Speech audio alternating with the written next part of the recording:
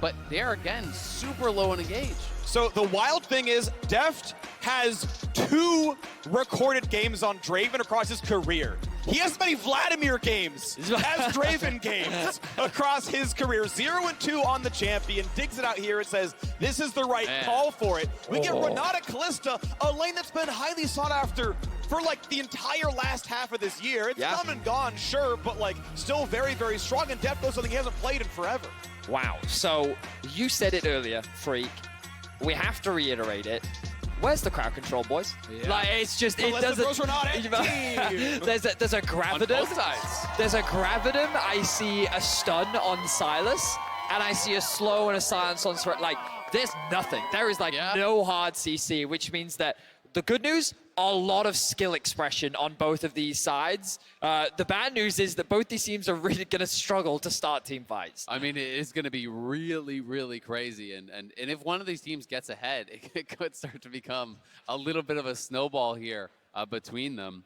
You know, Renata is a great ult to steal, though. I will say that much for Sylas. You know, that can be really powerful in some of these really kind of scrappy fights where everyone is piling in there. If you can steal that away, that can look really nice. But talk about confidence here from Deft, as you say, only his 3rd recorded Draven game in his career. And is going to bring it out at match point here. There's something in my head that's like, but it's Deft's Draven. And I'm like, but then I'm like, memorably bad. Yeah, am I convincing myself of something else? Like it's, I mean, Deft, and then you just say any champion sounds pretty good. True, right? You can just like, yes, Deft's Vladimir bot. I'm sure that was, no, actually that wasn't very good. But wow, okay, so it takes a lot of confidence to lock in Draven, of course, when your backs are against the wall, when DRX falls short. What I like to see is confidence, because I think that what Game 2 showed at the very least was that this team was beatable, right? And while in Game 1 you had a small advantage and then you couldn't out-teamfight them, in Game 2 you were able to build individual leads. You held the gold lead pretty much for the whole game. And then you converted that into picks, into barons, into the Nexus being 100 HP away from falling. So coming into Game 3, I feel like the DRX need to have the mindset of this team is beatable, and as long as we play as confidently as we did in Game 2, there's no reason why we can't push them to a Game 4. Totally agreed. Update, so there is a player that needed to change their client language. So tournament officials are going to remake the lobby. And there will be a delay getting into game, but picks and bans in the current draft will be recreated. So they are just redrafting right now. We are in the lobby. They're doing that. But one of the players just wanting to change the language on their client.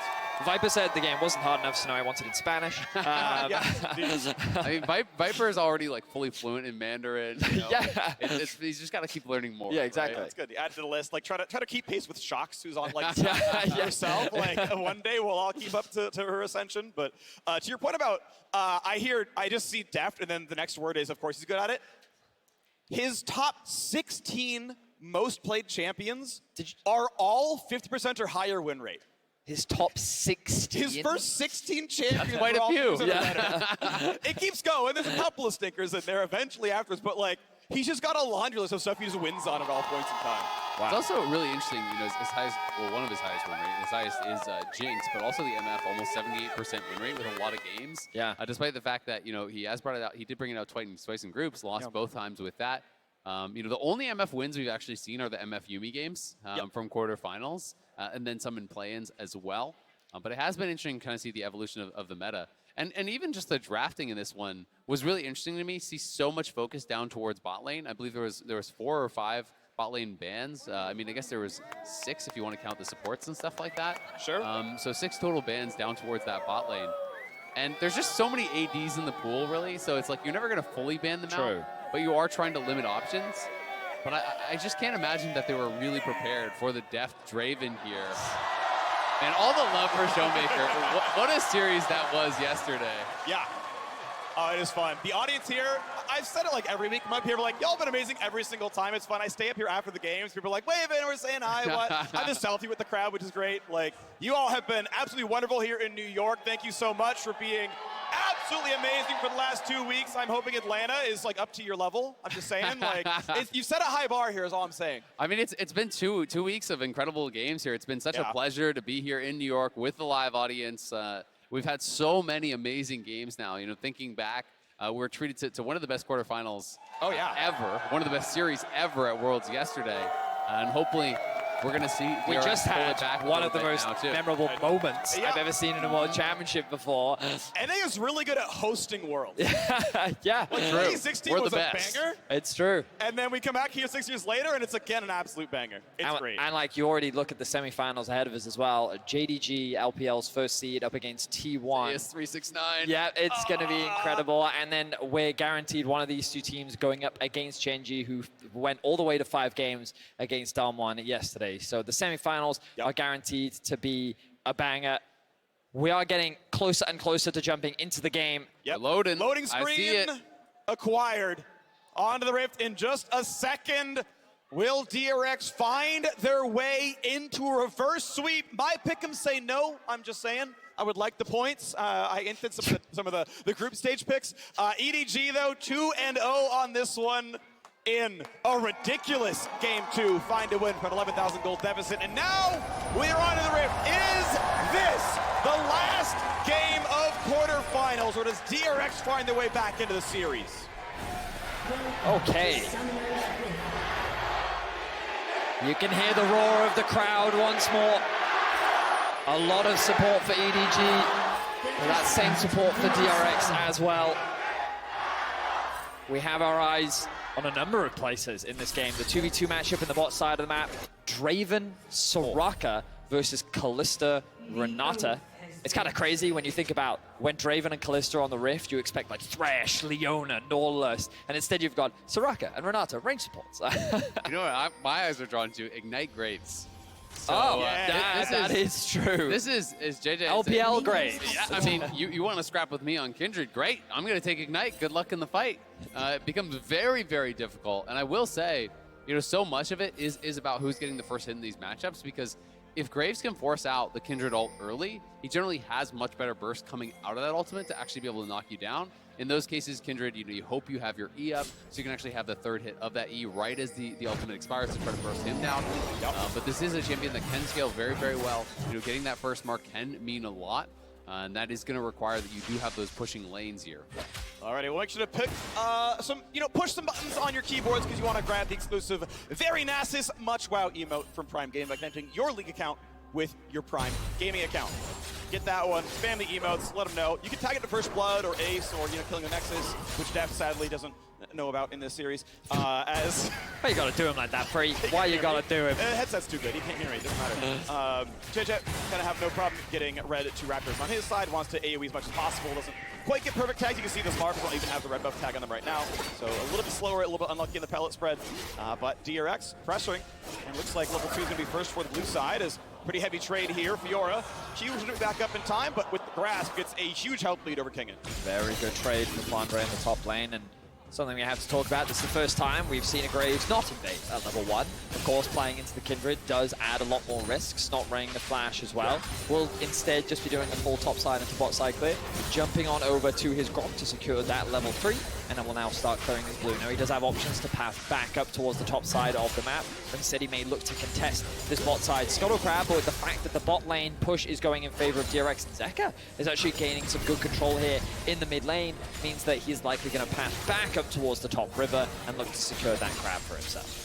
Yeah, it'll be interesting to see where he goes. You know, he did skip Krugs, so wanted to get down here a little bit faster. Likely going to reverse clear back up towards top, as you say, because it does feel like mid and bot pushing here for DRX. Interesting to note that Zeka is actually playing First Strike Sylas. I'm not sure how much value he's realistically going to get out of this, because it is going to be difficult. Viktor obviously having very long range, and unfortunately for Pyosik, Mark lost the 50-50. We'll see if he wants to try to run up and contest. I don't know that he will. I think it makes more sense to just go to your Krugs and keep farming, but he is crossing. No, never mind. Yeah, heads back down. I think maybe understands what the path likely was from the Graves. He's going to go up and seal it out. It is mine. The reverse clear actually works out for him. He's not stuck to the wrong side of the map when the mark comes over. So yeah, wins the coin flip. First mark is, I believe, guaranteed to always be Scuttle. Once you get a single mark, it then adds things like Raptors as possible play.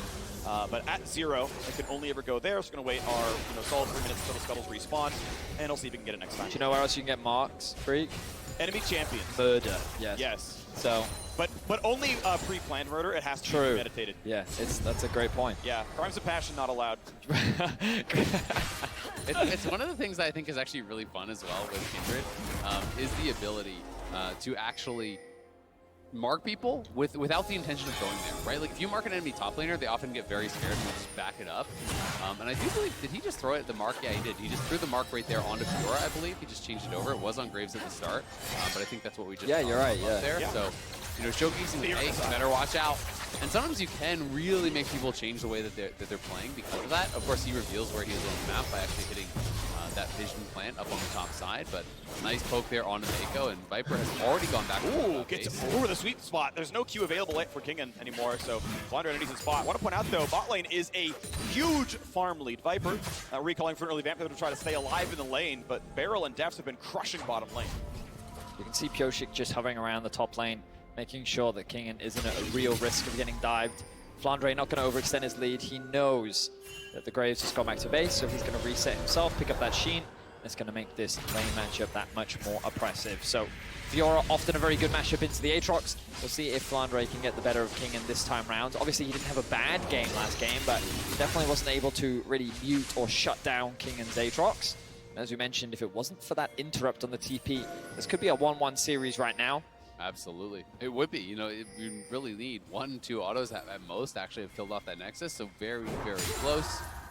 Early game going definitely more Flandre's way. I do think that while the barrier to execution is higher on Fiora, if you play it well, I think it's a harder matchup than Jax's. It becomes very, very difficult because especially if you're looking for any sort of an all-in, it's almost always going to go Fiora's way. It's so easy to actually parry those in 3, but JieJie really does in those all-in plays. But JieJie here around mid, just a trade of ultimates there from Zeka and Scout.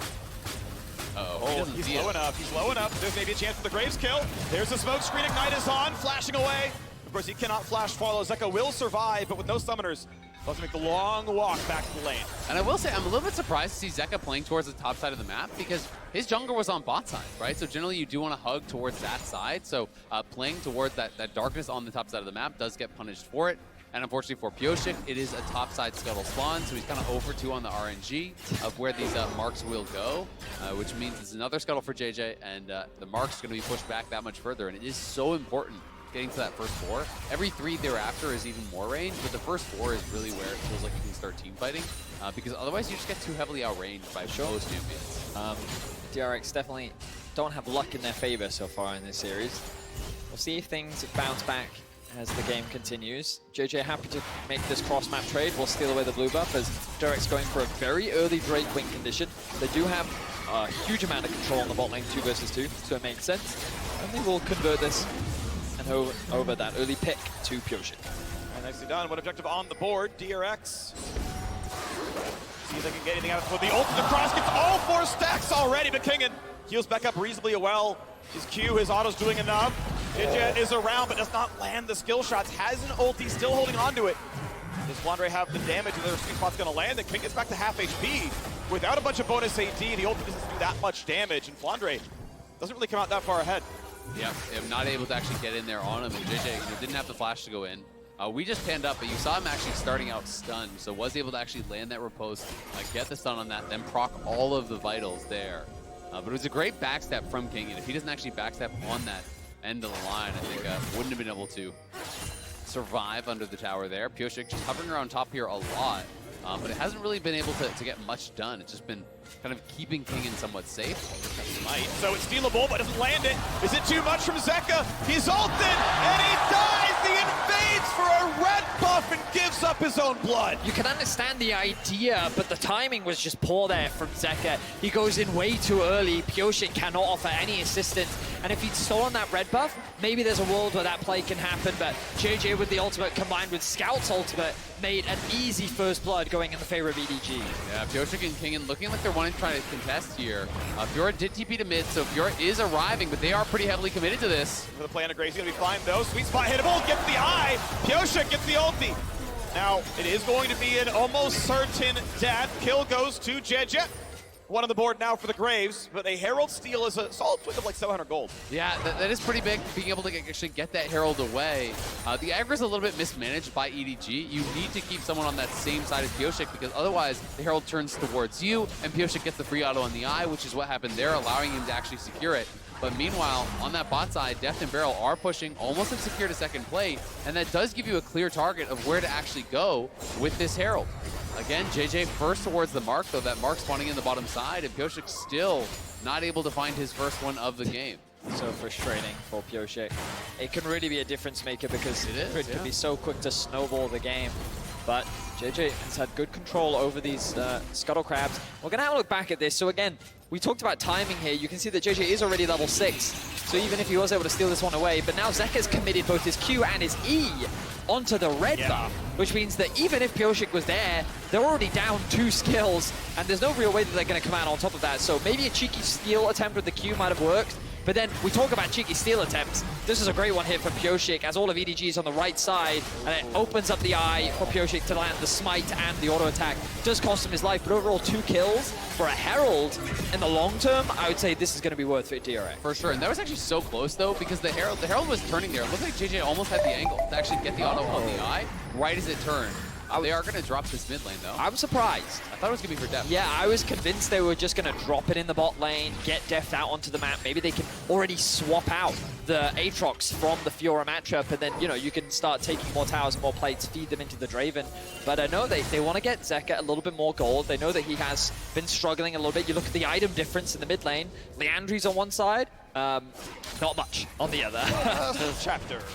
Yeah. Not the best situation to be in. Of course, there was one auto away from Deft killing the second turret plate in the bottom lane. The Herald Charge would have most certainly gotten that one, plus the next 2. Could have been a good share of gold. EDG with their kills, up 600 gold in the early game. Some more to be farmed though. Meiko goes for the ulti. Gonna not. Oh, he does land on a Deft, and that means the combo can land. Oh, the cash in! Executes Meiko! Viper comes in for the rest. BeryL certainly cannot survive this one. They'll wait. They'll rend him in the end. Viper should get the kill, and it's going to be gold positive, but at least Deft got something. That was actually so massive, though. It's not even just a normal trade kill here. He had 300 stacks on the Draven that he would have lost there. It's 40 gold baseline for the cash-in, plus 2.5 gold for every additional stack there. So that's another enormous amount of gold that he's actually getting. That was worth like 3 kills, essentially. Yeah, if I can have a quick check. You can hover the tooltip, I think. Yeah, if you hover the tooltip on the passive, it'll tell you exactly what he got from the cash-in. 757. 757, plus the base kill gold. 1,000 gold. We got over 1,000 gold for that one kill. And instead, he would have missed out on the entire 757, and he would have lost 75% of those stacks. So it would have been, not only the loss on immediate gold, but the loss on potential gold. So this really does keep DRX in it. Certainly does. And you saw a situation where Deft was like, I'm going to kill both of you. He was very quickly running at Viper saying, even though I'm lower on health, I know I win this. The only reason why they were able to turn it around was because JieJie was able to land that ultimate. They could burst out to Deft before he was able to really run amok in that bot lane skirmish. So props to EDG being able to shut him down. But once again, you can see, similar to last game, even though EDG have the kill lead, the gold is still very comparable. It really is. I don't think you can favor scaling too much on one side or the other. Definitely you're going to favor the Fiora in that 1v1 in the side lane, but I do think Kindred and Graves both scale very well. Yes, there is a range advantage on the side of Scout, but Zeka on this Sylas really strong here also. And they're going to go in for it, flash in, but I think it's just I'm not sure if that's a misclick from Meiko. I'm not sure if he intended to use the bailout on himself or on Viper, but Viper was 100% HP. He may have just used it for the move speed for the kind of the buff there, not realizing that he could get burst down. But you also have to remember, with the Draven ultimate, you get the bonus damage for the stacks that you have. Execute. Yes, exactly. So because he had over 300 stacks, it'll just knock him down. Well, you got another fight in the top side, gets away from all the weak points, and just staying in the same spot, but still gets all the marks tagged, so a flash, a jump over the wall, gonna stay alive. But that is still a long summoner spell missing out of Kingen. It is, but that was actually really well played. You know, he knows that JieJie is coming over, so he just stands and fights Flandre until his E is back up, then flashes over to E over the wall. So really nicely done, I think, escaping what was a pretty difficult situation. And Kingen is up at least a bit of farm. Ooh, gets a smite steal on something, but it's gonna be enough damage. Might have to ulti. This one does so. And as he's pushed away, not quite a dive, an ulti for a red steal might be okay, but Scout's coming around. Zeka lands the stun, and he makes good in his play from earlier. Everfrost lands, he is out. He will not die to the Chaos Storm. DRX get a red, they get a kill, and they're back in this game. That's actually so big because that was also the marked target there. So Pyosik gets a mark off that kill. That's massive, and you saw the advantage of the Cloud Rift, giving him that extra movement speed to be able to dodge away from the Viktor ultimate as well. Enough to get him away with his life. DRX maintain the gold lead now, and Zeka's aggression is something that we continue to see, especially when he's on this Sylas. This time it pays dividends as he's able to get that kill onto JieJie. And as you rightly said, Pyosik now sitting at 2 marks, 2 more to go, and then we can really see this Kindred start to come online. Yeah, that's big. You know, it took him a long time to get his first mark, then he gets that mark off the kill there. You know, it is worth going a little bit more aggressive when you can get not only the kill, but that you are getting, you know, essentially flat stats for every mark. You know, it's not just the range, you get bonus damage as well on your abilities. So everyone worth quite a bit of gold here. And Pyosik going to be starting up the Herald. They are swapping bot towards top, so they are looking to move heavily towards this, but EDG is going to try to match. Earlier, oh, hang on a second, as you rightly said, Azel, all of EDG looking to contest this. I think they're going to be way too late, though. Yep, that will be secured. They need to pick it up, though. BeryL is pessimistic. Now ulti, Pyosik can't go for it, He so can't. they get 300 gold from the Herald kill, but they will not get the charge. So it's a 40-second timer. Just an objective that ends up dropping, but they BeryL? have their eyes on it. He wants it. BeryL, is he going to go for it? Oh, he's too Slow. flashes away. Won't be able to secure it, which means the EDG, small victory there as they get that summoner spell out from BeryL. And now with Dragon 2 minutes away, both teams rather, looking to reset. Kingen making his way to bot side, and will start threatening their bot tier 1. Nicely done by EDG, just pushing them off. It kind of looks to me like Zeka maybe could have just ran straight for it at the start, but I would have to really watch it again to be sure. And he was missing his flash. You wouldn't want to give up your life to be able to grab that Herald. Either way, you still do get that local gold, as you said, Freak. And so earlier, Azel, you were talking about scaling and how it's pretty interesting, right? Because I think one of the main reasons that Kindred is considered quite good into Graves is because she can outscale him, especially when she's more of the traditional AD carry. You can already see picking up the Kraken Slayer. In terms of the straight-up 1v1, I think the biggest difference would be JieJie having slightly more HP, but that damage is going to get rampant as Pyosik continues to scale later on into the game. And Zeka on Sylas also has a lot of late-game threat, and we know the traditional teamfight power of the Aatrox. The thing that I think is interesting about these two AD carries is typically they consider to fall off in the sense that they don't, often against solid front lines, it can be difficult for them to gain access because they're relatively short range. Kalista also doesn't build like a typical AD carry does, but there's a lot of squishy targets on both these sides. Kalista has a lot of mobility that can be used. Pyosik in a bit of danger here, will be forced to flash. But I'm really interested to see how these late-game teamfights actually play out, because as we talked about, it seems like these fights really could go either way depending on who gets the better setup on the objective. No, I mean, I absolutely agree, right? When you think about Draven, you do think about struggling to actually punch through that front line, not always necessarily having the best range, not always having, you know, the best kind of movement to be able to avoid that. But you look over, so many of these champions are so incredibly squishy. You know, if this Draven gets the 3 crit items, gets the IE, has a rapid fire, that one axe can mean so much. And this is another marked target here. So the 3rd mark there for Pyosik. He's only 1 away now. Flandre! Flandre gonna get CC'd for a bit, gonna flash instead of post too much of anything, but would have still been in so much threat afterwards, and has to walk this one out. Drake is up in 10 seconds, and Flandre without a summoner spell might not be able to fight for it. EDG, you can see they're not even playing to the side of the map right now. DRX first on the objective. Pyosik will be able to get another crab.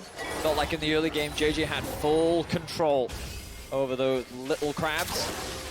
Now the ultimate stolen away from Scout. I say stolen away, I suppose should see borrowed. Thief! Borrowed! As Zeka's looking to return it. It's our ultimate summoner. 3,000 health on the Cloud Drake. Everyone else walking in there. JieJie would like the smite. It's going to be claimed by Pyosik. No execute yet for Deft, still fighting. The nearsighted cannot fight anymore. JieJie push them away. Yeah, going to be able to push him back, but DRX do grab the Dragon. They're second of the game. Going to be feeling really good about that. And they do have some pretty nice champions for the Cloud Soul. Aatrox is always one that I think really does benefit from it because you're already getting the speed up from your ulti, but Zeka could be in trouble, forced to flash. Damage there as the rest of DRX wants to clear the wave. A little bit of poke down towards Viper. A pullback and a Meiko will not find the kill, and in fact, forcing the ulti out of Kindred now as well. Pyosik, and that is a very long cooldown. It'll be up in time for the next Drake, sure. Not a lot of health given. This is gonna be knocks down bot lane. This is gonna be a weird thing to say, but Scout is very good at dealing damage. Yeah. And it might seem weird, but when you think about a champion like Viktor and a Xia, often one of the hardest things to navigate about these champions is for Viktor, very linear skill shots, controlling his soldiers, for Xia. Yet, regardless of the position that Scout finds himself in, he's always able to deal a ridiculous amount of damage, and it's just a management of his skills along with understanding the limits of his champions and the flexibility in his pool. He's just such a talented mid laner. It's always someone that you have to respect and understand that he will always be a threat as the game continues. Absolutely. This is a guy who, back in the day, did train under Faker, came up with some right, has been in the LPL for such a long time. Part of EDG, who is the most successful regional organization. They have 6 championships, I do believe it is, in the LPL. This is a team that are kind of known as the Kings of Summer, right? RNG are the Kings of Spring. They're the ones that go to MSI, but it's EDG who owns Summer. And what's crazy is, for the longest time, EDG was the international failure for the LPL, always getting knocked out in the quarterfinals, maybe sometimes even groups, right? They just could never perform on the international stage. And then last year, being world champions was very different to what EDG fans are used to, but now that pressure falls on their shoulders once more. Can they do the back-to-back? They find themselves 2 games up, but DRX are not going down without a fight. Certainly in quite the battle here. Only a 1,000 gold difference. Scout gonna go ahead and let this wave get crushed as he knocks down these minions in a nice enough gold and XP as possible. Zeka only now walking to this lane. He lets the wave die. He'll get the rest of this gold, pick up the 500, and walk away clean, putting the game a little bit closer. 500 gold difference, 2 Drakes to 1. DRX with a lot of pressure though, Kingen. Despite being counterpicked here, Aatrox versus Fiora, despite being a player that I think has often been maligned for his laning phases and just overall, he's one of the ones people look at when it's like, they lost, top diff. But he's actually been winning the lanes, like largely against Flandre in the series. Yeah, no, I think he's been doing a good job. Largely people look at the other side of the half bracket and they're thinking about Breathe, they're thinking about 369, they're thinking about Zeus, and they're saying, all right, that's the top lane side. This to me has been the bot lane side, right? It's Deft, it's Viper, it's Ruler, it's all these guys, battling it out who are considered, elite at that level. But it doesn't mean that even some of these players who aren't considered, to be the very best in the world aren't still truly incredible. Right. Gets one, finally pays back. There's a ward that got put down. My thing pop. Thank you very much. Control ward killed. Gold handed back by the ghost ward. It always feels so bad when you're doing a buff and then the enemy jungler just walks up, steals it. Yeah. Oh. Okay, ulti goes in for more flash or flash. That means he's low. Ultiable. Goal! Step by Kingen. Look at Zeka, he's so far behind them, he actually TP'd in there. They're gonna look for the deep flank. Big flank, wants a stun, is he gonna find it there? Meiko has a shield. Waiting. Get ready for the rest, what's he gonna steal? Looks at the Everfrost, nothing else, doesn't want this fight anymore. Immediately pulled out by Viper. Yeah, but that's Meiko's flash. Meiko flashed immediately there before he got pulled out. Gonna be a sidestep on that ulti. He's gonna try to redirect it through them, but won't be able to find the angle. Remember, Deft has been farming up these stacks for a long time since his cash-in.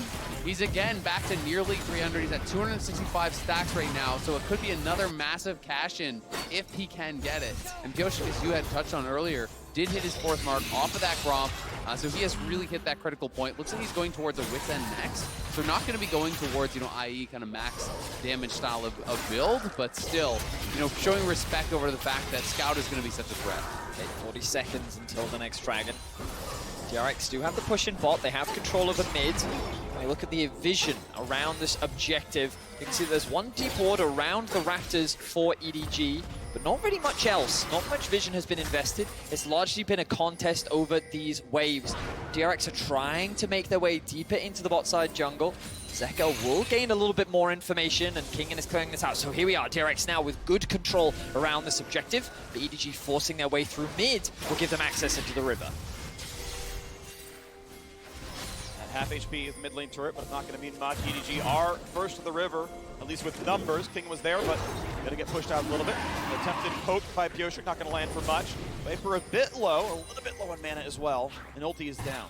EDG do always have such faster push because of this Viktor. There's not great wave clear on the other side, so gonna be a little bit more difficult. But Pyosik is in the pit. Remember, he can ulti the dragon if he wants. Zeka. Deal. Berserk hits absolutely no one, and claimed by Pyosik. It's enough time to jump in, smite, and get out. Exactly. Yes, he doesn't hit anyone, but it's because they all had to run away from the dragon. So Zeka, with the zoning ultimate there, stolen from Meiko, pushes them back, gets them the dragon, and now gonna get them the tier 1 as well. That was a beautiful position from Zeka. This is something we saw a lot from him in the group stages. Zeka stealing away Maokai ultimates to act as zoning tools, and now EDG committing to a dive. No flash, no ulti anymore. It's gonna drop down. Flandre gets the kill credit. Something on the cross map. EDG need to wait for the next wave to kill the next turret. But you can see DRX grouped up around Baron. TP is up for the Viktor. He can join the team. And that 4v4 is more than DRX wants to play for. They'll take Krugs and lose bottom. So a small blunder there from Kingen. He should have recognized that his team was pathing up towards mid and top, and he was left alone, whereas EDG was still hovering around, and they wanted to secure that bot tier 1.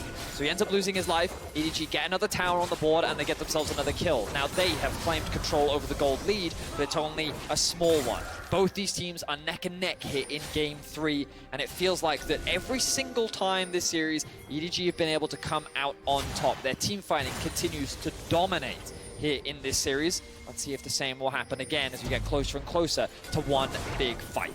Yeah, we're closing in on that soul here, 3.5 away.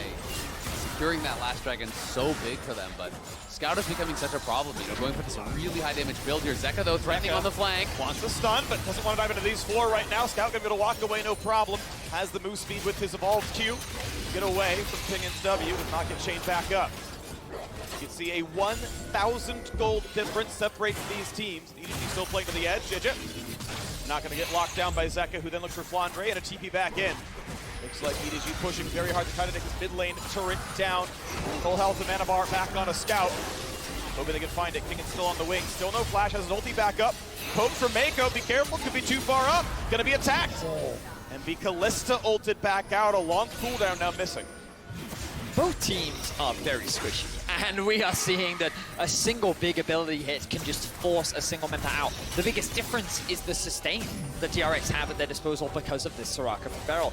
Even though the poke damage is good from Scout, to the point at which it is lethal, this man has a death cap already 25 minutes into the game, but the sustain and the healing from BeryL makes it that much harder for EDG to find lasting damage onto DRX. Yeah, it's becoming very, very difficult, and Meiko, you know, has had to be ulted out, you know, in a couple of risky situations multiple times in a row there. Zeka just using the Viktor ult to scout out that tri-brush, make sure that no one is actually coming for him. And we'll have to back it up, but I mean, Meiko's only survivability comes from one single gem, right? Like, he is so squishy at this point in the game. And I will say, this mid-tier 1 whole series for EDG has been a pain in their ass. Like, it just refuses to fall. And every single time DRX are committed to making sure that they hold control.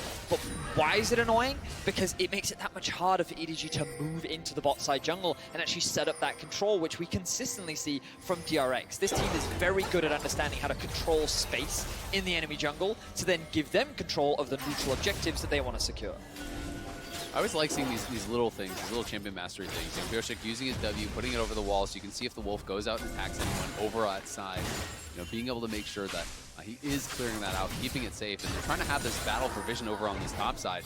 Zeka really wants to finish off this tier 1 tower top that is very, very low on health, as you can see on the minimap, but has not been able to get access to it. JieJie and Pyosik are just going back and forth, trying to clear out the vision to allow their solo laner to be safe to push up. 1,500, EDG actually slowly clawing a lead. Some of that could be first strike on the Viktor, to be sure. But also point out that Deft has been stacking and stacking 362 stacks. That's 362 extra true damage for execute on his R if he gets someone low enough. There's always a chance he gets that one and cashes in and goes huge. Yeah, for Scout, he's now up to nearly 900 gold, 800 and something up on the first strike. It's 272 gold on the other side for Zeka, so of course, you know, much more earned as expected there for Scout. But he will still have the opportunity for that additional burst in the later stages of the game, as long as he's not actually getting it poked off him. But it was definitely a pretty interesting, I would say, surprising choice here on the Sylas. You know, not something that you do see a lot. Sometimes you see it taken on assassins, but we'll have to see if Sylas can actually get into the fight quickly enough before it's actually popped off to have value in a 5v5. Oh, for sure. we see EDG once again contesting this mid wave. This mid wave has been a massive point of contention throughout this series, and it's all because of this tier 1. But EDG are saying, this is our time. We're looking to secure it. Shrilly's get away from Zeka. There's going to be enough space to knock down the mid lane outer turret. So 3-3. All the outers are dead in this game. And Dragon's Soul is alive for DRX. Their third Cloud Drake. A possibility EDG would love to keep that away and creep that move speed off of DRX. Look at bot wave right now. DRX have a massive wave pushing in underneath the tower. Oh, but the poke onto BeryL is significant. DRX are just buying time, forcing EDG to lose out on gold. And this reset from BeryL means that it's unlikely that DRX will be able to contest this play. A step ahead is EDG. They think, okay, you're going to cross-map Baron and we send for Drake. We're only going to send one for Drake, though. The rest of us are already going to try to poke you off the Baron down to 11K. I just don't know that they can do it in front of Scout. I don't see it as realistic, but they're going to try to rush it down. They use Zeka for the zoning ult again, but yeah, there's just no way you can do it in the face of this Viktor. The other problem is you have no real tank, right? Yeah. We talked about how squishy everyone is in the face of this Baron, especially with the resistances that it takes away from you. You are so susceptible to Scout's damage, and you can't take the risk. So DRX, they concede the mid-tier 1, they concede the Drake. EDG extend their goal lead to 2.2k now, and they still maintain control over the Baron. But one good thing working here for DRX, the IE is now done for Deft, so he has completed that 3 items, is on a very, very big spike, and up to 395 stacks here of adoration, almost 400 now that he will crest on this wave. That's money. That's money, but that's also an execute, right? So that it does increase your power to that one-shot potential here. You know, one auto, and if someone gets low enough, you have that potential execute here to knock them down. So we'll see if that can really come into effect, as this game is slowing down to a point where it really is starting to feel like one of those games that will be decided in one decisive 5v5. And you know, for DRX, if they lose that one 5v5, the year ends, and Deft goes 9 years in a row, 8 years in a row, like calendar years of not winning a quarterfinal at Worlds, and sits there again with, sadly, only a top 8 to his name. Zeka's international debut, honestly on the Sylas, looked pretty good, but has not gotten his team over the line just quite yet. We still wait for the next bit of the game to be played out. 3.5 still to go until the next chance at a Cloud Soul. EDG mostly going to play for the top side. It feels like they are the ones with pressure over the map with a 2,000 gold lead.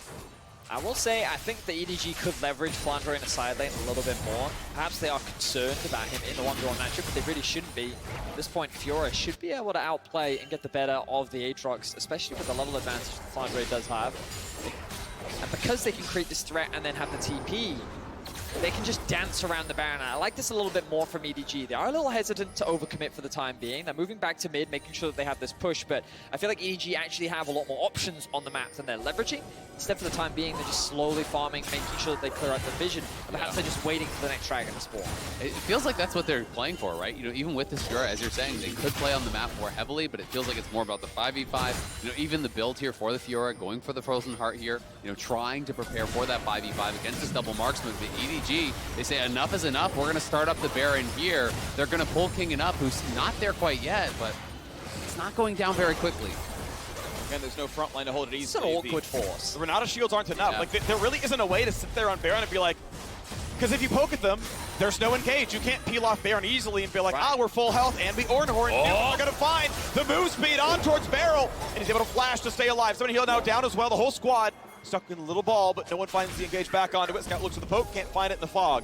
At the end of the day, trade of flashes there. Meiko flashing in, trying to find the handshake onto BeryL. Couldn't quite do it. Not going to get anything more of that, but yeah, neither team really has the engage. So if both teams are okay farming, it's going to be a lot of farming, right? You know, you're not able to actually find that pick very easily unless you can get someone to face check into you.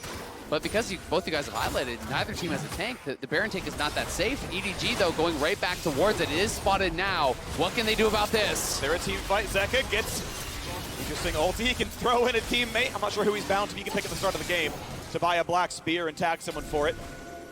Not sure who his friend is, but regardless, not going to find a chance to use the ulti in that fight. Yeah, it's possible it's Pyosik. That's the most common generally. You know, when you do have mid lane Sylas, you just grab onto your jungler. So if there's a potential Baron Seal opportunity, grabbing that would have made sense. You could even, you know, have him flash in and then pull him out and things like that. Could potentially be big, but of course, you know, not a team fight ultimate as far as the damage that you're going to be dealing. Pyosik does spot JieJie. They have the push here, and there's not a tremendous amount of wave clear, but DRX are very far out on the map, and a little bit hesitant to fully commit to that tier 2 because they don't necessarily know where the TP wards are. They don't know if they could be getting flanked. It's what I call awkward, boys. Both teams find themselves in a very awkward position when it comes to knowing what to do, but they don't actually have the tools to do exactly what they want to do. And it was a really good highlight by Freak as well, talking about the turnaround ability. Like, often when you start the Baron, you get the enemy team to come into that choke point, and then you like horn into that choke point to then force an engage onto one side of a potentially split up team. But you usually don't really have that unless they're willing to throw Meiko in, and he did commit the flash to try and find BeryL, but he immediately then flashed away. What they do have now, though, is control over the mid wave. They see 2 members of DRX top, which means that this dragon should be theirs for the taking, but they have their eyes set on the tier 2, and it looks like DRX don't have the wave to stop them. Yeah, Deft has got to be so careful. You don't want to lose your stacks at this point. Keep going. He's got to be close to 500. They're just going to keep going, as you say. Yeah. There's no answer here. I mean, the wave clear is horrible for DRX, and that is one of the big advantages that EDG have. 2v1 top side means nothing. Fiora just takes the farm, feels good about it. They will stay a little bit, but keep in mind, it's going to be a 5v4 soon. The difference, though, is Shirelia's diff. It is, of course, it's on cooldown for now, but you still know that Renata can give teammates haste. When you land a spell on a teammate, they get even more above that one as well. And they're going to walk away. Zeka getting chunked down to half HP, rended, and pushed out. They're still playing in this fight. Fiora deeping in the mid to guarantee the kill. Renata ult, going to land on Fiora, and they're going to catch a whole lot of damage. Scout has to burn his Zonias. Will the re-engage look good? He's silenced, he is shut down! A huge fight for Deft! He gets the auto he needed. Flandre is low, gets to repost it, but it's already a second kill in for Zeka. What DRX needed may have been found, and he's got to stack up the rend. He's got to stack it and pull it, and it's not gonna happen! 3-0, DRX are back! A 1,200 goal cash in there for Deft. He gets so much off the fight, and they're gonna head to Baron here, surely. It should be theirs for the taking. DRX are not done at Worlds yet. The gold is tied again, Thaddeus. Zeka dances on the edge of death time and time again, but with the Reaper on his side, it is he who comes out on top. DRX will secure the Baron, and they will walk away the victors of this fight. Deft basing with 3,000 gold after that. Gonna be able to finish up the LDR, gonna be able to get a Zeal on top. That was such a huge moment for them. Pyosik also getting a shutdown. That's going to try to slingshot him towards his next item. But look at this. So initially, Zeka loses half his HP. You're going to watch him steal away the Renata ultimate here and land it crucially onto the 2 big carries of EDG. Viper and Scout are going to be trapped here. Zeka sees his window to engage, and then Kingen comes in from the flank. The silence underneath Scout as well limits his options of escape, and he gets one shot. Deft delivers the final blow, but the moment the Scout is gone, the rest of EDG are easy pickings for DRX. And look at that riposte there from Flandre, just keeping himself alive against Deft's ulti on the side. Viper can't get away, so he's trying to stack up the spears, but all they have to do is silence him. The silence goes down, so he can't actually pop the rend as the ulti is expiring there. Yeah. So not a chance at a kill. BeryL playing that out very, very well. Back-to-back uses on that silence were massive, and now DRX have the Baron. They know Scout is top, so the wave clear isn't here, but he's going to TP. Can they kill the tower first? They're going to try to get a bit of damage. He's going to show up onto a silence. Renata going to get the disengage, but not enough. Another turret falls, and DRX looking to find a win. They were robbed in game 2 by a quarter of a second, and now the gold lead balloons, grows and grows, 4,000 nearly to their name. Next dragon is a soul.